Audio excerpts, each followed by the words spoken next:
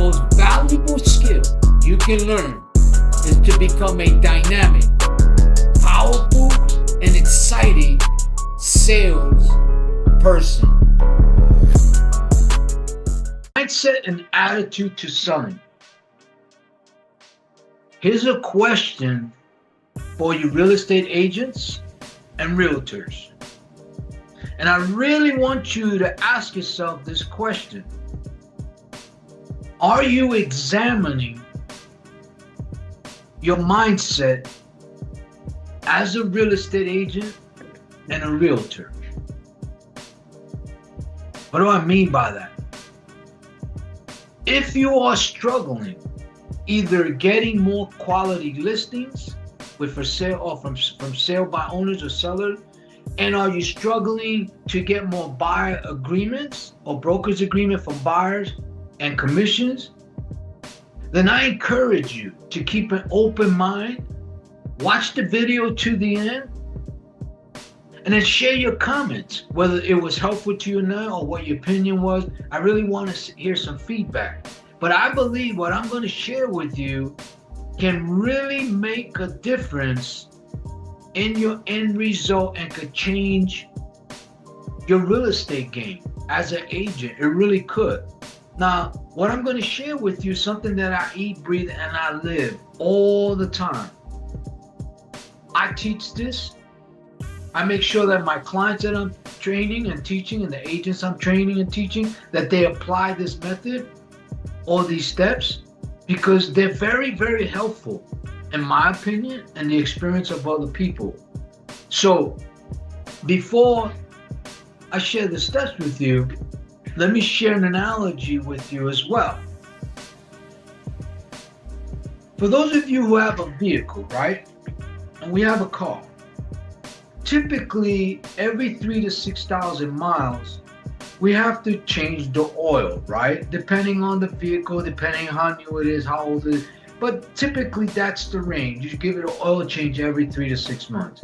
And typically, once a year, you give it a full tune-up, right? So what happens if there's a red light in your car that you need to get an oil change, but you're so busy throughout the day that you ignore it, but you know it's there, but you're still willing to take a risk and not get the oil change or check the engine to see if something's wrong with it or if you need a full tune-up, right? So what happens when you ignore it and then all of a sudden you're driving to an important meeting, let's say a potential listing or a potential buyer to give you a contract, and all of a sudden disaster happens. Your car breaks down on the highway, right? Now, you're frustrated, right? You're pissed off at the world and you're pissed off at yourself because you knew that you should have done that, but you decided to ignore it. So now, it may cost you money to get a tow truck to pick up your car. You might have damaged the engine, which could have cost you more money, right? But the point is that the aggravation and the frustration and the loss of time and money is because you ignored examining your vehicle, right? That makes sense? So it's the same thing. You have to examine your mindset as a real estate agent and as a realtor. Does that make sense? And what I mean by mindset is if something is not working and you've tried it and you gave it everything you have, then you have to ask yourself the question, what am I doing wrong and how can I change it? Or what do I need to do to change what I'm doing for better results? Well, you have to change your mindset, which means you have to change the way you think. Why?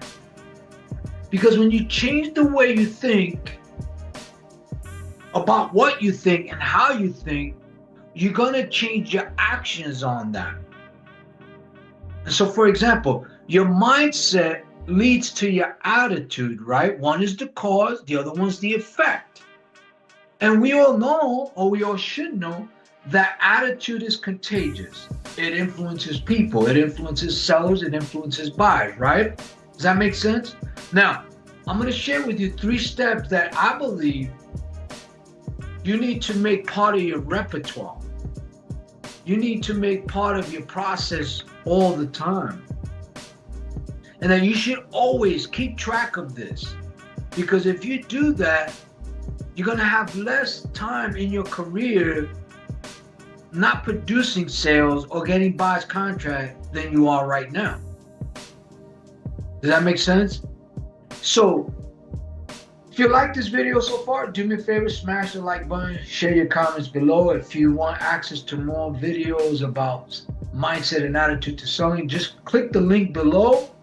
It'll lead you to my YouTube channel. You can subscribe, watch some of the videos, and share your comments on it. Okay, now, these 3 steps I'm going to share with you, they're not in any particular order, but I put them in this order for a purpose. Okay, so it could be the most effective way for me to share with you to hopefully give you the best value. Okay, number 1 is you have to examine your selling process. Now, most people always say sales process, but sales is the effect of the selling. So I always like to look at the vehicle, the action, the selling process. And what I mean by that is, how do you get for sale by owners? How do you get buyers? How is it that you approach them? What is your presentation to them? How do you speak with them? What is it that you talk about? What's your mindset with them? You know, what's the selling process from the beginning to the end, which is hopefully getting the listing, right? It's the same thing with the buyer. Now it's a little different because of the recent NAR ruling, right? So now buyer's agents have to negotiate their own contract, right? They have to get it before they even go look at the property, where that wasn't the case before, right? And they also have to negotiate their own commission if the seller's agent chooses not to pay the buyer's agent. So you have to adjust to that. So you have to develop a selling process to that, or you have to change and adapt to the changes in the industry in your selling process. Because the selling process, to me personally, is the vehicle that leads to the destination. If that vehicle is needing oil change or it needs a tune-up and you don't do it, or I don't do it, it's not going to get me to the destination on time. I may not even make it to the destination because I didn't change the oil or gave it a tune-up in the selling process. Why? Because I didn't even examine it. So you can't change what you don't examine, right? Does that make sense? The second thing you need to do, this is going to sound strange, your objections. In other words, during the selling process, right? If you get objections from the seller and or the buyer, how's your mindset? How do you handle it? Do you have the right weapons to overcome those objections? Because that could make the big difference. 1 or 2 rebuttals that you may overcome those objections could have been the difference of you getting a listing or a buyer to give you an agreement. Those fundamental things, those simple things, make a big impact. So it's not the big things that is the problem, it's the little things you intend to ignore, or we intend to ignore. So how are you handling objections? Do you get frustrated? Are you able to overcome them and diffuse them? Because if you do, then you will not be having the problem of getting more listing and or more buyers giving you an agreement. So objections, to me personally, is the most valuable thing that could happen to any real estate agent or any salesperson, period. I love objections. I love it. Because I know what it really means. And I'll give you a little tip here. When a seller tells you that I don't need or want an agent, that's just one of the objections. Is that what they really mean? Have you thought about it?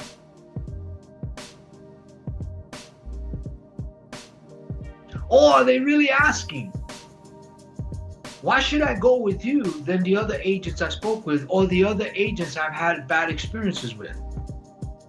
Just think about it. That's how I see it. That's how I deal with it. What about the buyer with the new ruling? When the buyer tells you, I don't want to sign a contract or I don't want to pay a commission, that may be true because there's a relatively new change in the industry. But if you dig deeper with your rebuttals, is that really the case, or are they telling you the same thing that the seller's telling the seller's agent? Tell me why I really should sign this contract. Tell me why I really should pay your commission. Does that make sense? So number 2 is objections. How do you handle objections? What is your process in handling objections? Do you have the right weapons to overcome those objections that will lead you into a listing or a buyer's contract? Okay. Now, number 3, I love this one. Number 3 is really number 1, but I wanted to lead you into this path because it is so important that you really understand this. Okay. And a lot of people don't like to hear it, but the truth is the truth. Number 3 is you have to understand your value as a real estate agent, right? Whether you're representing a buyer or seller, right? But you have to know what your story is to the prospect. Let me repeat that. You have to know what your story is to the prospect, whether it's the seller or the buyer. And that goes for anything, any type of selling people do. Whatever I sell, I tell a story. Now, you have to tell a story, in my opinion, without sounding arrogant or like you know everything. You have to have some humility in doing that. You have to have conviction. You have to have confidence in telling your story. Because they need to know. Because usually, in my experience, speaking with a lot of agents and the ones that I do train right now, is a lot of times they got hired because they were working for a big company. So the sellers usually hire the company like Keller Williams or Remax or EXP, but they don't really take the time to learn about the agent. They learn about the agent once they're in business with the agent, but the agent never really gave them, in my opinion, in my experience, what their real value was. So now with the buyer, it's the same thing. Why should the buyer sign a contract with you? Well, if they know your story and they're convinced and have confidence in your story, they're going to give you a contract. And what is that story? What is the value of your story? Is your actual experience as a real estate agent or a realtor. How many successful real estate transactions you've been involved? How long you've been in the industry? What has been your experience? But it's not what you say, but it's how you tell your story. That's important. So are you examining, what your value is as a real estate agent? And be honest with yourself. Because the more honest you could be, the easier it is for you to grow and change the way you think. Are you examining the skill that you have as a real estate agent. And how valuable is that skill? Is your story powerful and convincing enough and valuable enough for you to earn their relationship and them give you an opportunity to either list the property or buy the property, right? Does that make sense? So, my opinion, these three things are very vital to any person in sales. Anybody that's selling anything, high ticket item, low ticket item, the small things that you change have a compound effect. Does that make sense? So the question again is, are you examining your mindset as a real estate agent or realtor? And now that you watched this video, are you going to examine your mindset? Are you going to make the commitment to examine your selling process?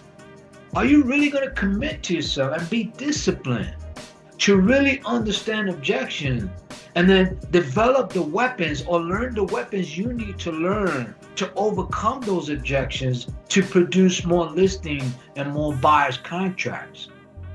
Are you committed and disciplined to really telling your story with conviction, with confidence, without being braggadocious, but with humility? There's a difference between humility and being arrogant, right? Are you willing to do those things? You have to answer that to yourself.